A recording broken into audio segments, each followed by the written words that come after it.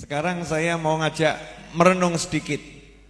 Yang punya pasar, yang punya kantor, yang punya toko di pasar, yang punya kantor di perkantoran, yang punya perusahaan, yang punya apapun. Apakah Anda bisa menjamin setiap kali pergi ke pasar dapat rezeki?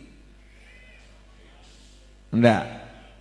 Yang punya sawah, apakah Anda bisa menjamin sawah yang Anda kerjakan sebaik-baiknya, dengan bibit yang terbaik, dengan pengawasan yang terbaik, ya, dengan pestisida yang terbaik, pupuk yang terbaik, yakin bisa panen?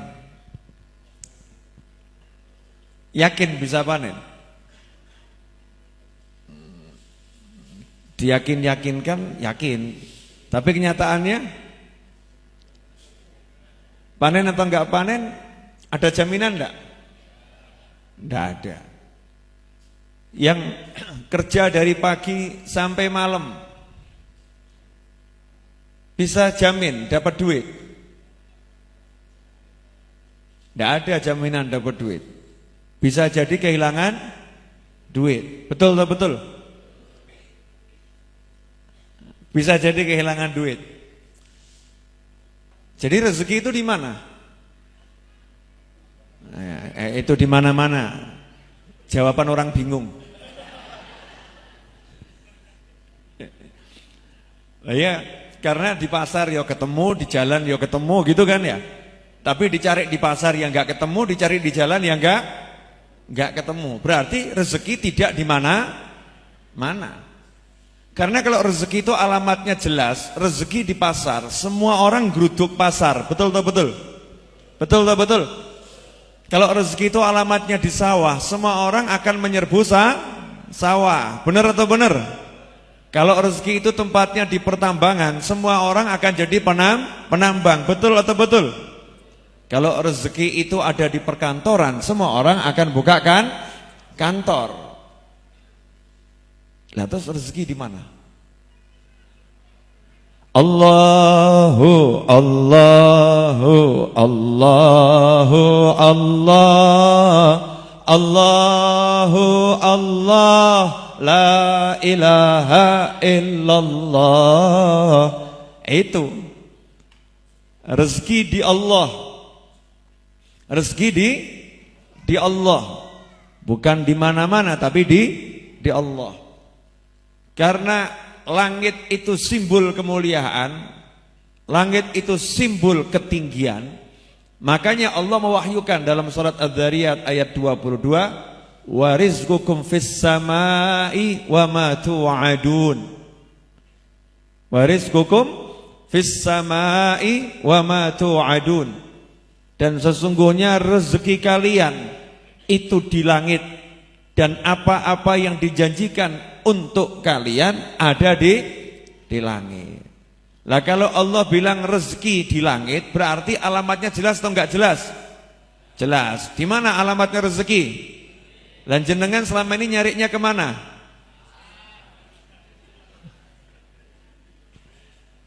Ada yang nyarinya ke pasar, ada yang nyarinya ke kantor, ada yang nyarinya ke tambang, ada yang nyarinya ke pabrik, ada yang nyarinya ke sawah.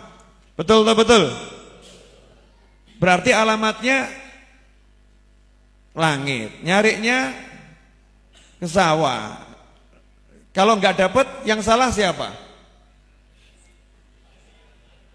Yang nyari. Lawang sudah dikasih tahu sama Allah, wa rizqukum fis sama. Yang ngasih tahu siapa? Yang ngasih rezeki. Yang ngasih tahu siapa? Yang bagi rezeki. Yang ngasih tahu siapa? Yang ngatur rezeki. Yang ngasih tahu siapa? Yang ngurus semua rezeki. Allah yang ngasih tahu. Berarti cara dapat rezeki mudah atau susah? Ini yang diam tanda orang-orang yang susah dapat rezeki. Ya toh? Kenapa? Berdasarkan pengalaman, Bib, susah. Betul? Kenapa? Nah ya itu, Bib, saya uber ke pasar, ketemunya di warung. Sauber ke warung ketemunya di sawah. Ternyata rezeki itu cara dapatkannya mudah. Kenapa mudah? Yang ngasih udah ngasih alamatnya. Misal begini, ada pembagian itu loh yang biasanya tiap bulan dulu ada dana-dana apa tuh, saya nggak pernah dapat jadi nggak paham. Apa itu? Bantuan langsung tunai BLT. Diambil di mana? Kantor pos. Katanya ini ya, katanya teman-teman di sini di kantor pos. Misal pemerintah mengumumkan BLT diambil di kantor pos. Anda ngambilnya di kelurahan, dapat enggak? Enggak. Betul kan? Kok ngambilnya di kantor Kementerian Perdagangan, dapat enggak? Enggak. Ngambilnya di kantor urusan agama, suruh nikah mas, enggak dapat. Ngambilnya di kantor bupati atau wali kota, dapat enggak? Enggak. Begitu sampai di kantor pos, dapat enggak? Nanti dulu, ngantri mas. Tempatnya sudah benar, masalah dapatnya ngantri. Nah ini konsep ngantri ini yang kadang orang enggak paham. Konsep ngantri ini orang yang enggak paham. Dapatnya sih dapat, cuman tanggal cairnya antara orang yang satu dengan orang yang lain berbeda. Jam cairnya antara orang yang satu dengan orang yang lain berbeda. Jadi sekarang coba dicerna lagi. Ini konsep hidup yang paling enak, paling gampang, paling cetha welo-welo yang ngasih tahu Allah Subhanahu wa taala. Jenengan enggak usah mumet, enggak usah mikir. Rezeki tempatnya di mana? Di langit. Alamatnya mana? Langit. Cairnya kapan? Ngantri. Ya, terus setiap orang ngantrinya sama atau beda? Beda. Oke, berarti kalau kita pengen dapat rezeki, nomor satu kita nyarinya kemana? Ke langit. Naik apa? Ya. Nah namanya ke langit itu artinya maksudnya ke Allah Subhanahu wa ta'ala. Naikkan rezekimu ke langit, ke Allah Ta'ala. Caranya bagaimana? Ya udah, sholat, bakti sama orang tua, silaturahim, istighfar. Makanya urusan sholat sama rezeki itu tak terpisahkan. Wa'mur ahlaka bis-shalah. Ya, perintahkan keluargamu sholat dan bersabarlah atas urusan itu, ngajak keluarga sholat. Kami tidak minta rezeki dari kalian. Kamilah yang berikan kalian rezeki. Gitu kata Allah Ta'ala.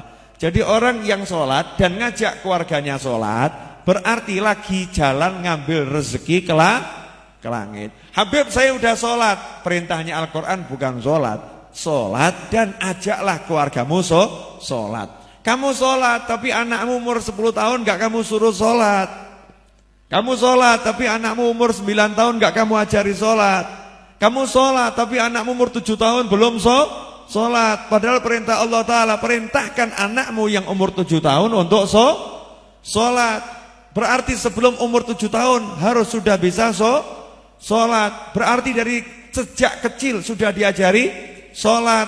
Kapan anak kita mulai belajar sholat? Masih ingat pelajaran saya? Pelajaran sholat itu disunnahkan, diajarkan sejak manusia pertama kali hidup ke alam dunia. Langsung bapaknya disuruh ngajari sholat. Pelajaran pertama adalah panggilan sholat, yaitu adzan dan iqamah. Allahu Akbar, Allahu Akbar, Allahu Akbar, Allahu Akbar. Kasih tahu telinga kanannya, nih yang paling penting dalam hidupmu sholat. Nih panggilannya bentuknya adzan. Ingat ya, kamu harus sholat. Melek moto sholat. Bayi owek mengkurep gak iso, melumah gak iso, ngomong gak iso. Bisanya owek sama Allah sudah disuruh ngajari sholat. Pertama kali mengenalkan waktu sholat. Nih yang namanya iqamah. Allah Akbar, asyhadu an la ilaha illallah. Ini qomat. Ini berarti tandanya imam sudah ngajak sholat. Kalau tadi itu mulai masuk waktu sholat. Jadi begitu bayi lahir sudah disuruh ngajari sholat. Ini kalau orang tua konsen seperti itu, berarti dia sudah gedor-gedor pintu langit, ngobrak-ngobrak pintu langit. Untuk apa? Minta rezekinya segera dicairkan karena sudah ngantri. Paham? Nah kemarin dulu waktu ngadani anak niatnya bagaimana? Ora cetok. Pokoknya adzan, komat. Niatnya apa? Wallahu a'lam bib. Nah itulah bedanya orang yang belajar sama yang enggak belajar. Kalau belajar bukan sekedar tahu disuruh ngadani ngomati, tapi ada pesan di situ untuk ngajari anak sholat. Makanya banyak ulama yang di masa lampaunya umur 3 tahun sudah sholat tahajud. Benar-benar sholat tahajud dan paham gerakan sholat, paham rukun sholat, paham sunnah sholat, paham yang membatalkan sholat. Umur 3 tahun. Anak kita kelas 2 SMP, ibunya masih ngomong, kesian, capek dia, jangan diobrak-obrak sholat. Kesian, dia lelah, jangan diobrak-obrak sholat. Giliran sekolah, ayo mangkat, terlambat kamu sekolah, diteriakin luar biasa. Yang manfaatnya sekolah belum jelas, itu diteriakin luar biasa. Tapi yang manfaatnya sholat sudah sangat jelas. Bapaknya teriak, ibu yang ngomong, ojo bengak-bengok, sakno bocah, cek turu, kesel, capek, jangan kamu teriakin. Urusan sekolah, pecut, gebuk, siram, gebyur. Nah ini kita jadi orang tua kalau seperti ini salah menempatkan prioritas, gak paham. Makanya nomor 1, kalau kita selama ini mengeluh kenapa rezeki saya ini sulit, kenapa rezeki saya itu susah, jawabannya adalah kamu salah alamat. Kamu salah alamat. Alamatnya yang kamu tuju harus jelas, harus betul. Kemana? Ke langit. Caranya bagaimana? Sholat. Bib, itu ada yang gak sholat kok rezekinya lancar. Ini model ngeyel-ngeyel.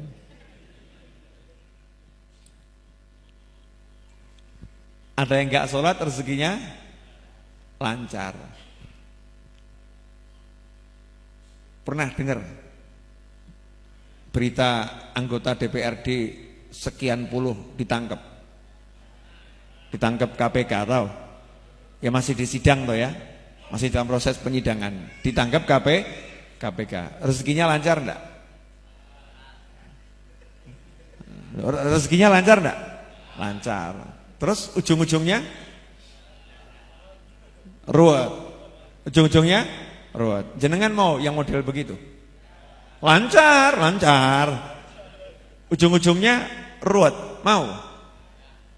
Jadi pilih mana? Yang awalnya ruwet, ujung-ujungnya lancar, atau ujung-ujungnya lancar, awalnya lancar, ujung-ujungnya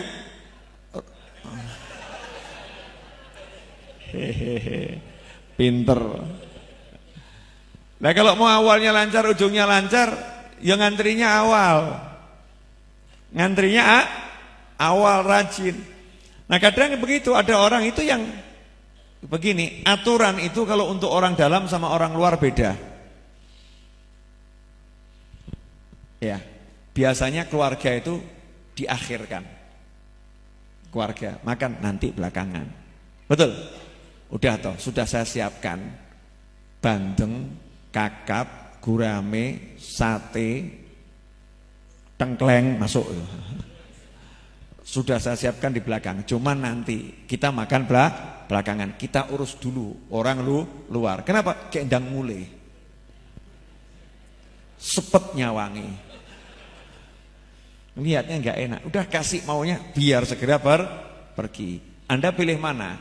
Jadi orang luar atau orang dalam? Nah buat orang yang bagi-bagi makan ini, ya bagi karena nggak ada artinya, ya ditum-tum. Sudah yang dekat ya ditum, yang jauh ya ditum, paham? Lah karena buat Allah Ta'ala yang namanya harta, dunia, kekayaan itu nggak ada artinya, maka yang sholat, yang nggak sholat ya dikasih. Bahkan seringkali yang nggak iman ya itu dikasihnya luar biasa. Kenapa? Sependang rampung. Nah, tinggal yang khoyir nih. Ya, yang baik. Yang baik-baik ya itu kadang-kadang saking sayangnya Allah lihatnya seneng, Allah bilang sama panitia pembagian rezeki ini. Nah, yang satu itu jangan boleh pulang dulu. Mas, sabar ya. Iya. Kamu nanti belakangan. Oh iya. Iya. Ngenteni. Allah senang sama dia. Dan jenengan pilih yang mana? Suruh ngantri, enggak dikasih, atau dikasih langsung suruh pulang.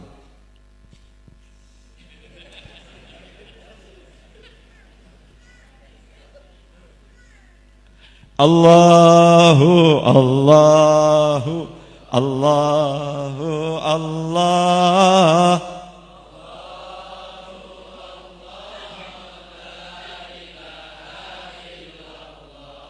Ajib, subhanallah.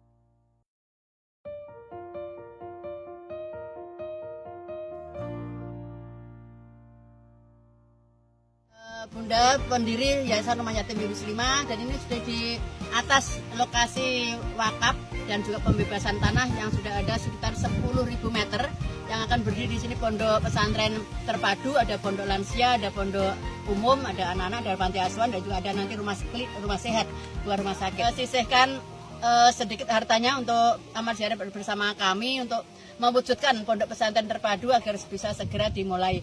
Alhamdulillah sudah mulai kita membangun joglo dan juga limasan untuk tempat kajian dan ustadz yang akan tinggal di sini. Mohon bantuan doa dan hartanya untuk amal jariah bersama kami.